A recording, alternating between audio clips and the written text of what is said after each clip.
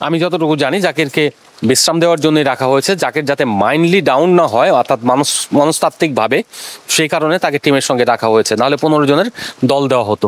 তাকে রাখা হয়েছে যাতে টি-20 সিরিজটা তিনি এফোর্ড করতে পারেন এবং সেখানে তার ব্যাক অফ দ্য মাইন্ডে থাকে যে আমি টিমে আছি, ন্যাশনাল টিমে আছে। এই কারণেই তাকে নেওয়া আসলে। নাহলে জাকির আলী যে রকম পারফরমেন্স দেখাচ্ছেন এবং তিনি বেসিক্যালি স্কিলে তার অনেক ঘাটতি রয়েছে, সেই সব কারণে আসলে ন্যাশনাল টিমের ওয়ানডে দলে এই মুহূর্তে থাকার মতো তিনি নন।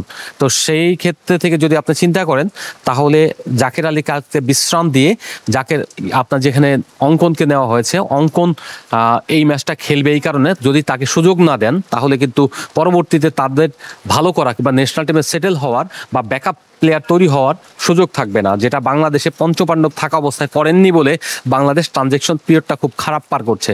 আজকে 2 বছরও কিন্তু আপনি ওয়ানডে দল দাঁড় করাতে পারেননি। 2023 সালের ওয়ানডে বিশ্বকাপের থেকে শুরু করে আজ পর্যন্ত বাংলাদেশ খুব খারাপ সময় পার করছে। একমাত্র নিউজিল্যান্ডে গিয়ে বিশ্বকাপ পরবর্তীতে একটা ম্যাচ জিতেছিলেন, সেটাই ছিল ভালো অ্যাচিভমেন্ট। আর কিন্তু অ্যাচিভমেন্ট নাই ওয়ানডে সিরিজে।